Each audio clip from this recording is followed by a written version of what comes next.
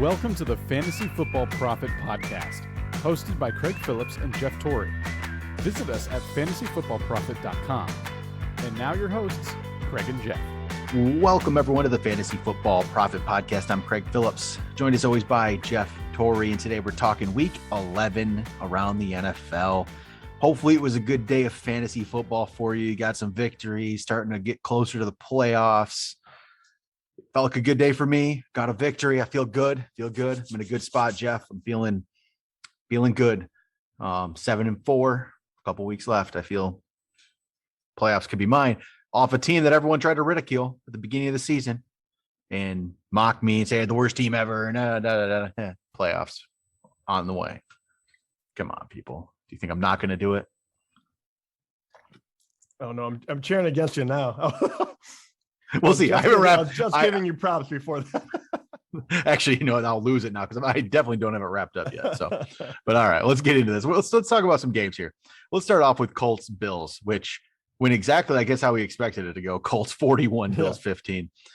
The NFL this year is weird. It's just it like, you know, when they say any given Sunday thing, it's like literally any given Sunday, anything can happen this year. It is crazy. The Colts just go in here and just look like a dominant team against the Bills. Like what are the records now? 6-5 for the Colts. Bills are 6-4. There's only they're almost the same now. The Bills, I mean, have fallen off, but the Colts here, they got this ground game going. Wentz didn't have to do anything today because Jonathan Taylor puts together, honestly, one of the best performances we've actually ever seen in fantasy. I actually just compiled the list the other day of some of the games, and there's only a handful above 50 points in Jonathan Taylor in standard scoring. And standard scoring gets 50.4 today, 50.4 with 32 carries, 185 yards, 4 touchdowns. He catches 3 balls for 19 and a touchdown. It's just crazy. What a day. You hope he can save some of this for week 15 in the playoffs. So that's where you're at this point. If you have Jonathan Taylor, you're probably rolling along to the playoffs. Jonathan Taylor has to be the leading candidate for fantasy MVP now, by far. He solidified himself. Running himself away with it. Yeah, it was him and Henry up there anyway, and you wondered if he could continue. We hadn't seen it for an entire year, and then this was, man, a work of art. So against a good team, have him. Yeah, that's even more of the more bizarre thing. Buffalo has been putting it to people. I am very, very shocked he was able to put up these types of numbers, and no one had to do anything else. Like, not only were they able to put up a ton of points, but they were able to hold them to 15. And that was, you give up a touchdown in the second quarter, a touchdown in the fourth. I mean, it was a stark contrast. The Colts have looked like a wild card team maybe, but this made them look like a Super Bowl contender. I don't know if this is a real thing or not because it was so dynamic, but I don't know if Jonathan Taylor runs like that, they're going to be hard to stop. I mean, really, if they maybe they're going to do what the Titans figured out a couple years ago. Remember when all of a sudden the Titans, they weren't great, and all of a sudden they like figured something out, and it was run the ball. Just run the ball. That's all you got to do. Mm-hmm. And who knows? I mean, Wentz only had to throw the ball 20 times. He completed 11 of them for 106 yards. That's it. Got a touchdown. That was to Taylor. So other than that, there's just nobody. Jack Doyle, 3 catches.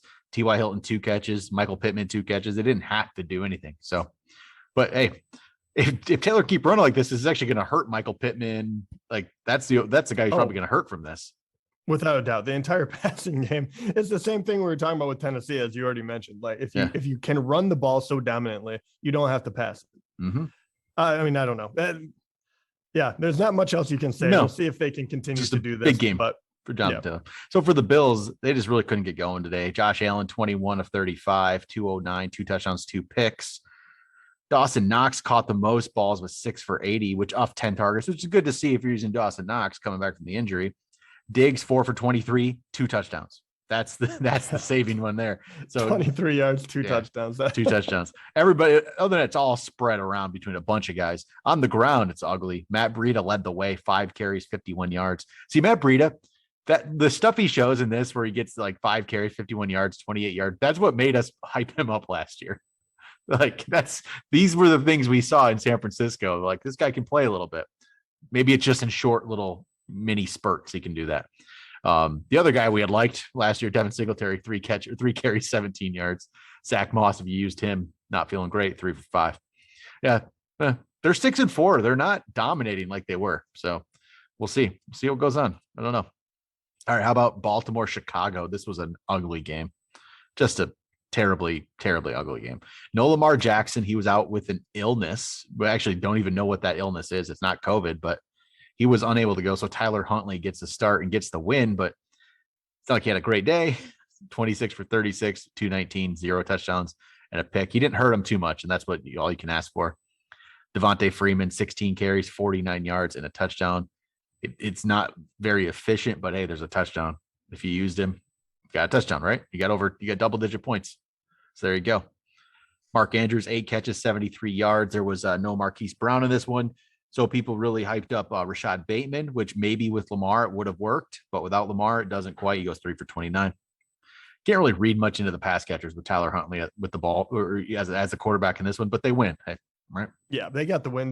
Lamar missed the perfect game against Chicago. Yep. We knew they couldn't move the ball a lot, but there are a few fun things to talk about with them. One of them being the return of Andy Dalton. So if you thought that it was going to go wild and the passing game was going to get back on track, you're not right. You're not wrong. And I think that is what's really funny because Darnell Mooney had a really good game. And unbelievably, Marquise Goodwin did too. Didn't expect that at all. But Mooney won 5 for 121 and a touchdown. I mean, we keep saying like he's someone to look at. It's mostly on can the QB get the job done? And with Dalton in there, he did. Yeah, it was all Dalton this one. Yeah. We'll see if it's bruised ribs for Fields. So we'll see what that means going forward. It's not broken, nothing cracked, bruised. So Dalton, you know what? He was 11 for 23, but 201 yards, 2 touchdowns. I don't know. It's interesting. He was getting the job done. Yeah. And I realized Justin Fields has been making leaps. He's looking better and better. I guess you just have to ask yourself, is this Chicago team, do they have playoff aspirations? Probably not. So you'll probably see Justin Fields back sooner rather than later. Yep. And that does cap the wide receivers. But Darnell Mooney has been getting it done even with Fields for the most part. So that should continue. But, I mean, nothing else was working. David Montgomery, 14 carries for 58 yards. And he added, 1 catch for 9 yards too. So other than Mooney and on the off chance, Marquise Goodwin, but really Mooney was the only one that was worthwhile in this one. Cole Kmet only 1 for 12, which was unfortunate too. All right. How about another ugly football game? Browns-Lions. Browns win 13-10. They go to 6-5, but not really playing that well. This one, no. Baker, 15-29, 176, a touchdown, 2 picks. It's all Nick Chubb, really. 22 carries, 130 yards. No touchdowns for Chubb. Or not through the ground. He did catch one. He had 2 for 14 through the air. Got that 1 touchdown. Jarvis Landry also ran one in a wildcat formation. Yeah. But that's about it for the Browns. Yeah, the Browns are I don't know what to make of them. Tell you the truth. Sometimes they look really, really good. Sometimes they look bad. It feels like ever since that OBJ situation came about, they just look flat. And once again, they did it against the perfect opponent because Lions could not put anything up. Goff was out. Tim Boyle was in. And if you're like, who's Tim Boyle? That's a good question. So he didn't get anything done. 15 for 23, 77 yards, no touchdowns, 2 interceptions.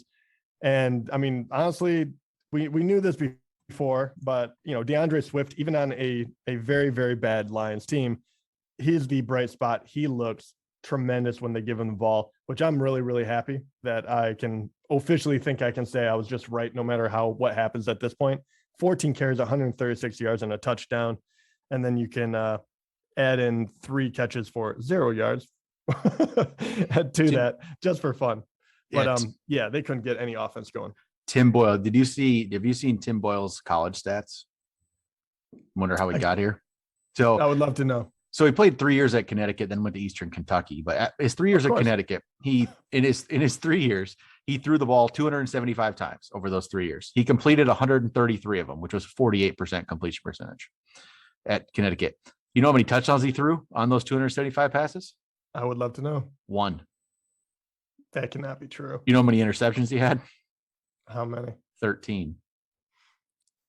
How is he? I don't know. I'm about to be mean because also I happen to watch the Lions, and I want them to win. He was maybe with I the, don't. Maybe he was I with the don't, but Packers for a couple of years, so it's not just how is he in the pros? I'm always shocked at stuff like this. he's a big arm, apparently. That's about it. Yeah. All right. Yeah.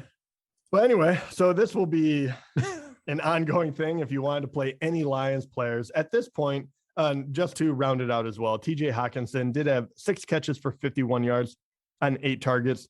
The next lead, there's only 2 other people that had positive yardage. Amon-Ra St. Brown with 4 for 18 on 4, and Brock Wright 1 for 12 on 1. They did not throw the ball a lot. Is there anyone on this Detroit I don't even know team? who that last guy is you just said. No, I don't either. I'm a Lions fan. I was watching the game, and I don't remember this at all. I don't even know who this guy is. It's so bad. Is there anyone on this team at all, besides for DeAndre Swift, that you even have on your roster? That you Hawkinson's it. Hawkinson's it. And that's it. It's just Hawkinson. Does Hawkinson, how much hit does he take? Well, there's no confidence in Hawkinson whatsoever. I mean, where are you rating him at? He's closer to 10 now. He's closer to 10. But I agree. But tight ends, again, we've talked about tight end being a terrible position. It is. So Hawkinson's still there, but that's it. Swift and Hawkinson, the rest you don't care about. So can't wait to watch them Thanksgiving Day. That's going to be fun. The whole country gets to see it. That's what we need. It'll probably be the one game we win. Just against the Bears, maybe with that. So we'll see. Maybe. All right. Well, how about Texans, Titans? What is going on? Titans have won like 6 or 7 in a row, and then the Texans come in and beat them 22-13.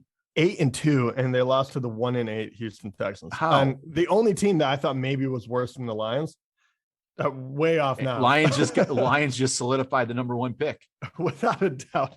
Everyone else has 2 wins now. Lions got the number 1 pick wrapped up. Too bad there's not a quarterback this year. And I mean, the quarterback play in this game was really, and for me, that was the story. Which one would you like to start with? Let's just start with the winning team first. I was going to say, because it's real quick. Because there's just no one to talk about. Because there's just not fantasy relevance here, to be honest. Tyrod did what he had to do to win. Ran 2 touchdowns. He ran in 2 touchdowns. So, 6 for 28, 2 touchdowns. His throwing was not there. It's 14 for 24, 107 yards, 0 touchdowns, 0 interceptions. But they get the win because they keep it low scoring. But, I mean, this is one where you can't start him. You can't do anything about it. But I just want to take one quick second and just I just want him to get a little success, just a little nod of the cap.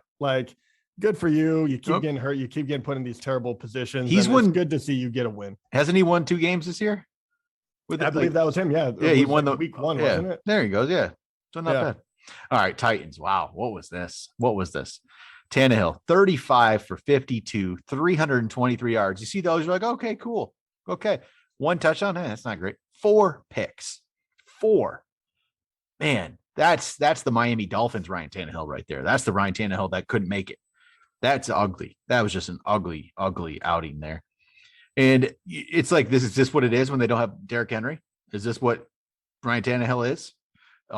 Adrian Peterson goes 9 carries for 40 yards. I swear, I remember seeing early, he had 38 yards. It was the first quarter, and then he did nothing after that. Deontay Foreman, who a lot of people played, 7 carries, 25 yards, 1 catch, 15 yards. Through the air, Nick Westbrook, whatever his other part of his name is, 7 for 107. 7 for 107. So he was the leading receiver there. AJ Brown 5 for 48. And I didn't even realize this. Dontrell Hilliard out of the backfield there caught 8 balls for 47 yards. He ran 7 for 35. So he had, no one's playing him. He had 92 total yards and 8 catches. So in PPR, he has 17 points. Jeez. But just and Dez Fitzpatrick caught the 1 touchdown. Again, I think you just forget about this. Don't even worry about it. Let's see what happens though. Again, there's no Derrick Henry, so it's a little worrisome. There's something there that's nervous. It makes you a little nervous. Yes, without a doubt. But their defense, and everyone has the last couple of games, even without Henry, were oh wow, they can get it done. They're built for this kind of grind it out kind of game, and then they do this against Houston. Makes no sense. Yep. Before we move on, I kind of joked about how there was a lot of parity in the NFL, a couple, starting last week, really, or 2 weeks ago. Bad teams were starting to be good ones. You were starting to see people return to form. It was getting all shifted. how does this affect the way you look at it? First of all, this game alone, Houston is really, really bad. Tennessee is supposedly really good. And it shouldn't have ended up like this. We saw a Tampa Bay team lose. We saw KC go from like really, really struggling to kind of getting their feet back under them to returning to a little struggle. Like, it's all over the place. Who are you actually looking for that seems consistent? Is there any team, any player that you're just like, I know who I can trust? No. Or is this going to be what's going to be happening for the next couple of weeks? Yeah, I don't think anybody can trust or anything. I'm just expecting Kansas City, Tampa Bay in the Super Bowl again. So going back to the initial thought. That's probably what's going to happen. Yeah, that's probably going to be the case. It's who knows right now. It's all over the board right now in the NFL. All right, how about Packers Vikings? So Packers are one of those teams that you thought maybe 8-2. Vikings beat them 34-31. You got a good Kirk Cousins game this time. You never know which ones you're going to get, and this was a good one. 24 for 35, 341, 3 touchdowns. He's just looking for Justin Jefferson, and that's the key here. 8 catches, 169 yards, 2 touchdowns, and that was having one of them that got down on the 1 yard line, very, very close to 3 touchdowns for Jefferson. Cook actually, I think, ran that one in after that. So Jefferson was extremely close to a third.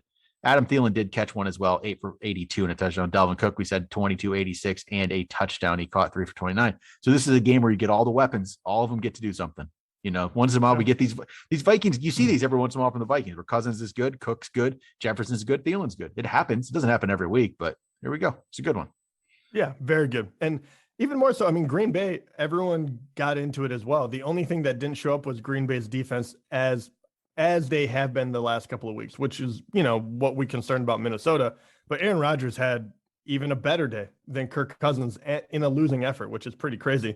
23, only 23 completions on this too, which is pretty wild, but 23 of 33, 385 yards, 4 touchdowns, 0 picks. I mean, that is Aaron Rodgers of old. That looked really, really good. And the person who obviously was the big recipient of all this was Devonte Adams. 7 for 115 and 2 touchdowns. This was the big game we were saying that he could have because Minnesota's not that good against the pass. And now he's about to hit a very tough patch. So it'll be interesting to see if he can continue. And I know we released a video too, and it was talking about trends and talking about Devonte Adams and how much he is valued compared to what he's been bringing in. And we said this was going to be one of those games he could have a big game. He did.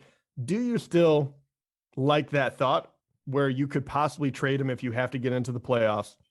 Or do you want to take that back because this was good enough? Like this was that big game, even though we said it was going to happen. Which way do you go on this one? I'd still be okay with it because I think you could get even more for him now. Like I'm not trading him away for nothing. You get good but you players get a lot. for him. Get a lot for him. If you can get a lot for him. And part of it's just the fact of even having a bye week. If like you're in a just playoff battle, and there's a bye week coming up.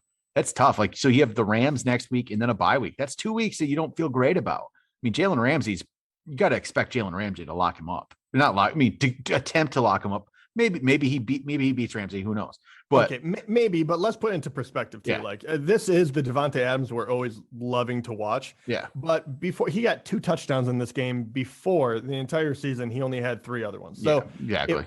His year, this is the best game. Yep. So I don't want to go crazy with it. I still think that you can get a ton for him. I think so still too. Like that. And if you don't know what we're talking about, it's a very quick 5-6 minute video. Look that up on our YouTube channel or on the podcast because I still full-heartedly believe in that one. Yep, definitely. How about Dolphins Jets? Dolphins win 24-17. Tua 27 of 33, 273, 2 touchdowns. Solid game for him. Gaskin goes 23 carries for 89 yards. He also then, I believe, caught a touchdown. Yep, 3 for 7 with a 1 receiving touchdown. Mac Hollins caught a touchdown there from Tua. So Tua threw him to Mac Hollins and Myles Gaskin. Jalen Waddle 8 for 65. Gesicki 5 for 50.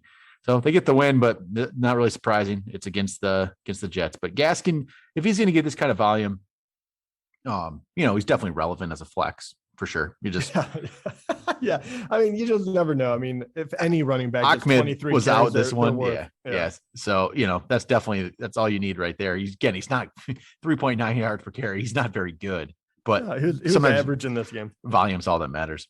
For the Jets, you got Joe Flacco out there, 24, 39, 291, 2 touchdowns. I should have played Joe Flacco over Ryan Tannehill today.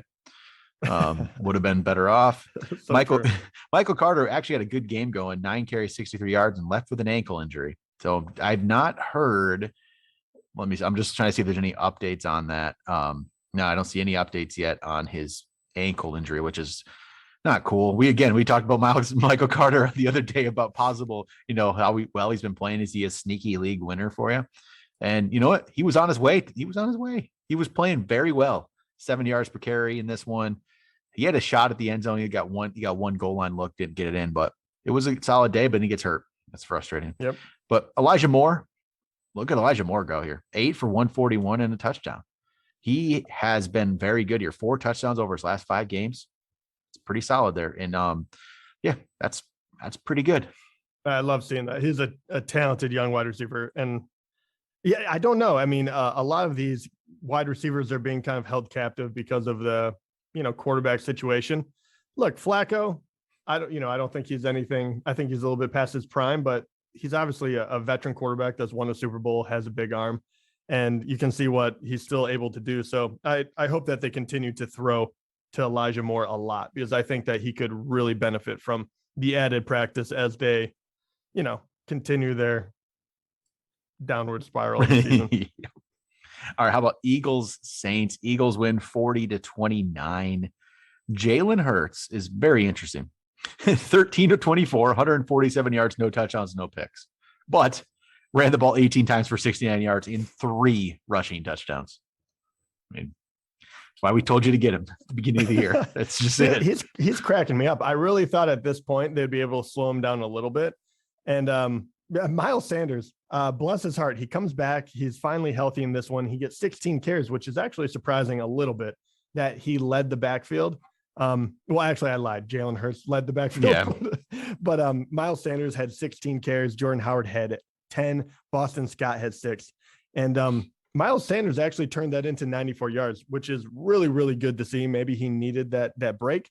But when Jalen Hurts is taking all of the touchdowns, I mean, what kind of upside does he have? Because I know everyone's going to see this and say, oh, wow, he was, he's looking a little bit better. They've been running the ball well. A lot of running backs have been getting touchdowns around the goal line. Would you trust him knowing that he's back healthy again? Or do you think Jalen Hurts is way too much of a goal line killer? I don't really trust Miles Sanders, but I think there's a lot of situations where he's going to be your guy. If he gets 16 carries, that's probably all that matters sometimes, right? Just like he's better than Myles Gaskin. So at least there's that, but 16 carries, I feel good about that. I mean, Jordan Howard though is going to take away carries. So I guess the one thing you can feel good about Miles Sanders is at this point now, they have become a running team, like a just straight up run the ball team. 50 carries in this one, 50 carries to 24 passes. So I know. I do worry about that. I mean, Miles Sanders, I get what you're saying. Obviously, if you don't have anyone else to put in there, but if he's compared to another guy, like who is going to be the goal line back? If Jalen Hurts doesn't run it in, will it be Howard? Might be. Howard could take some away too. Yeah. So we'll see. It just really limits his upside, but it's great to see him actually almost reach 100 yards. Yep. That was much needed. Dallas Goedert, 5 for 62. Devontae Smith, 4 for 61. And then Whiteside did have 1 catch for 23 yards. So that was pretty much it. I mean, yep. I could add Boston Scott, 2 catches for 2 yards. That was literally it. Saints side of things, Trevor Simeon, 22 of 40, 214, 3 touchdowns, 2 picks. They're not even trying to use Taysom Hill, which is just strange to me. I mean, like at all in any kind of fashion in this one. I don't know. Sean Payton's a smart coach, but Trevor Simeon's not it. Like, I don't get it. He's not it. He's just not. No, he plays okay. I don't want to I don't think you're winning. And you've lost a couple of games now. They're 5-5 now, right? Yeah, they were in the playoff discussion. Yeah. And now there's nothing special about their offense whatsoever. I know you don't have Kamara in this one too. That really does handcuff you, but man, you figure I don't know. Is he not right? Or either that or Payton is just moving on. I'm not sure which one it is. I don't know. That's odd. Yeah.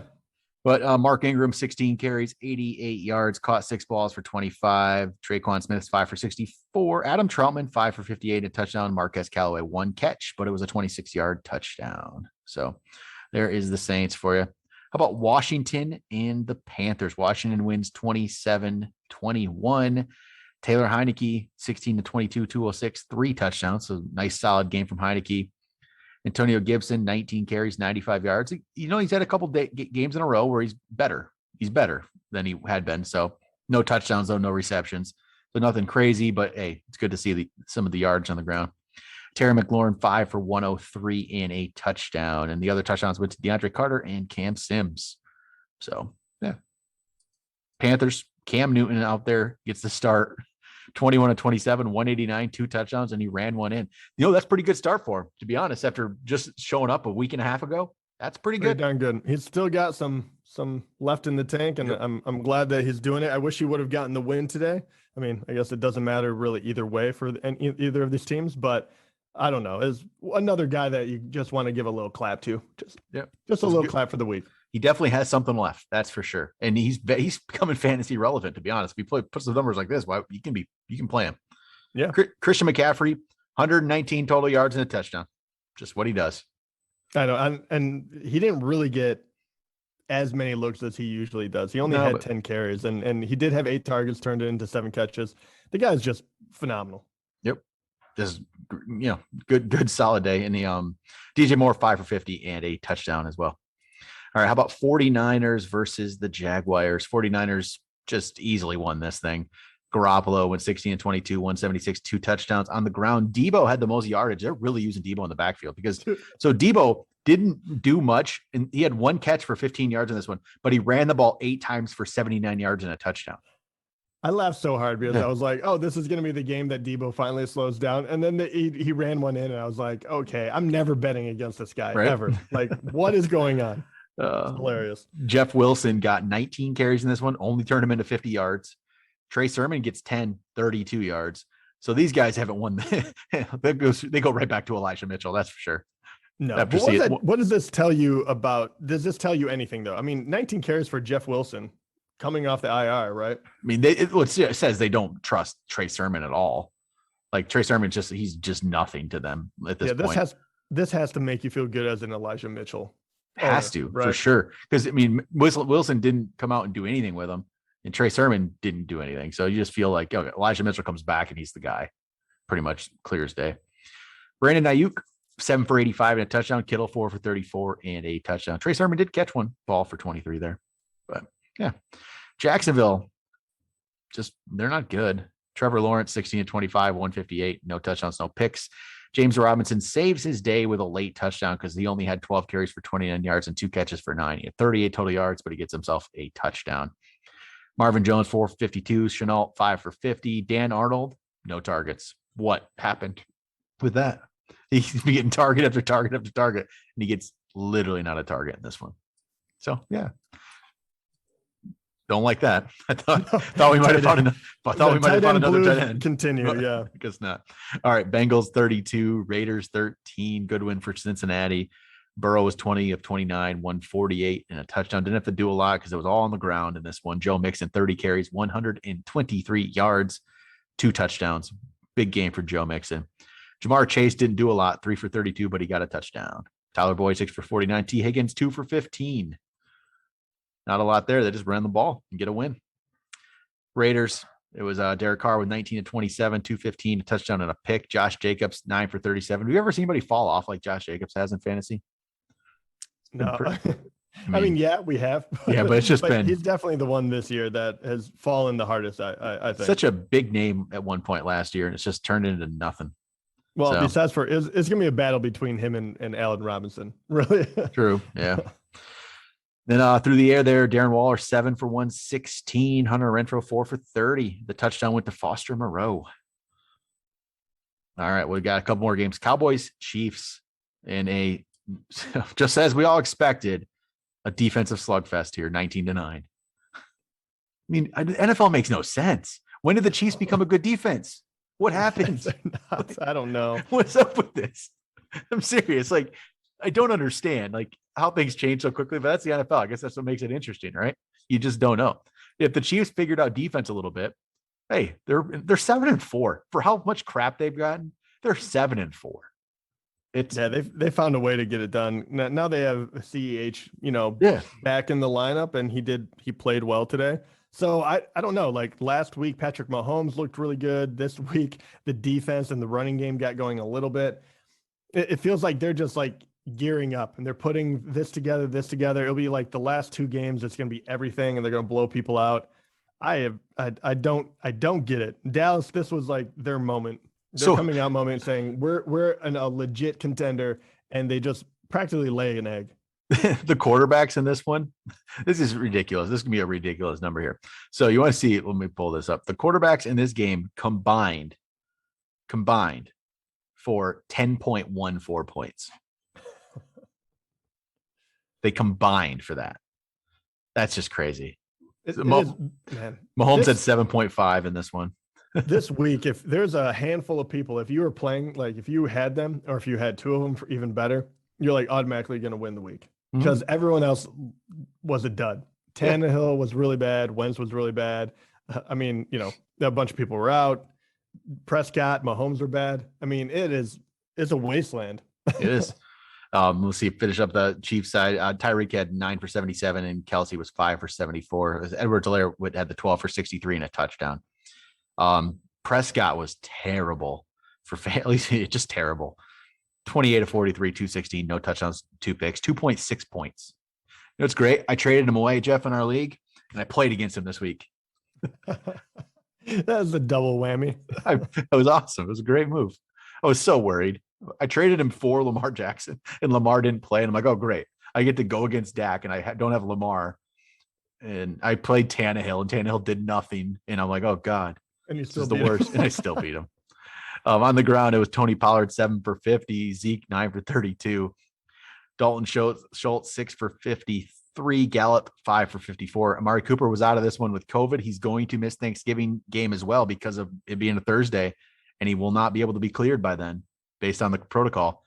And then CeeDee Lamb leaves this thing with a concussion, and being a short week on a Thursday, Thanksgiving Day, I don't know how I don't feel good about him playing Thursday. I doubt that happens, to be honest, with a concussion.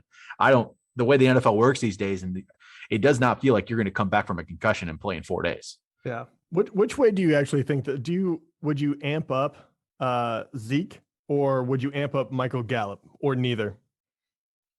Probably more the running game. I feel like it'd have to be more running game. They're playing against what do they got? The Raiders. Okay. Yeah. And look what Joe Mixon just did to the Raiders this past. So I think they're definitely going to go into this trying to run the ball quite heavy. So that's what I would expect from this one. All right. One more game here. Cardinals, Seahawks. Cardinals win 23-13 behind Colt McCoy, who, played very, very solid. He's definitely filled in very nicely for Kyler over these last couple of weeks. He went 35 of 44, 328, 2 touchdowns. On the ground, it was James Conner, 21 carries, 62 yards, not with only 3 yards per carry, but guess what? He ran in a touchdown like he always does. He also caught 5 balls for 37. Zach Ertz, 8 for 88, 2 touchdowns in this one. Pretty solid. AJ Green, 4 for 78. Rondale Moore got 11 catches for 51 yards. They kept trying to just get him the ball in space and trying to see what he could do with it. He wasn't really able to break anything, but hey, it's nice to see he being used without Hopkins in there and without some stuff, but didn't really turn it into much, but they get the win. Seahawks, this offense is broken right now. Russell's just not right. He's not. 14 to 26, 207, no touchdowns, no picks. They don't have a ground game. Chris Carson's, I think, out for the year now officially. Alex Collins, 10 for 36. He is not the guy. And DJ Dallas, 4 for 25, gets himself a touchdown. Rashad Penny, 2 for 19. Lockett, 4 for 115. DK Metcalf, 4 for 31. Metcalf had 3 for 26 last week. And the week before that, he had 6 for 43, but he got the 2 touchdowns, so it looked a lot better. It's not been great for DK. I'm telling you, just it's a little frustrating if you own DK Metcalf in any leagues, that's for sure. And Russ, I don't know what's going on there. It's definitely the injury. Like I would feel like it is, but I don't know if it gets better. I don't either. I don't like the outlook on this offense at all. I mean, they're 3-7 now. They're pretty much done at this point. Yeah, they're done. So they're not going to risk too much more. They're really, really banged up. I don't see anything coming out of this. I don't know if you can move on from many of these players, but I would attempt. Yeah, try to trade away DK if you can, I guess. If he still has some, it's DK Metcalf, right? So maybe you can still get something from him. That's about all you can hope for. But all right, that will do it for the Week 11 recap. We'll be back tomorrow with some waiver wire pickups for you. Talk to you guys then.